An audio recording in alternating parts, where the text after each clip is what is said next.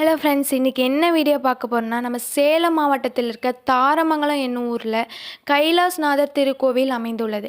கைலாசநாதர் திருக்கோவிலின் சிறப்புகளை பற்றி நம்ம அறிய போகிறோம். நம்ம கைலாசநாதர் பழைய காலம் கோவில்கள்னாவே சிற்பங்கள் மற்றும் சிறந்தது என்று நினைத்து கொண்டிருக்கிறோம். ஆனால் அப்படி இல்லை. இந்த கோவிலின் மற்றொரு சிறப்பும் உள்ளது.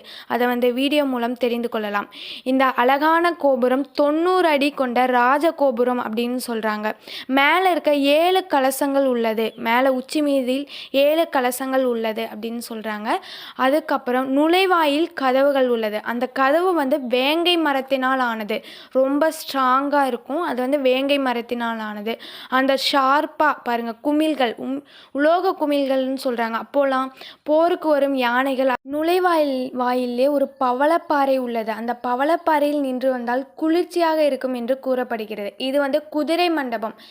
இதை கேட் மாதிரி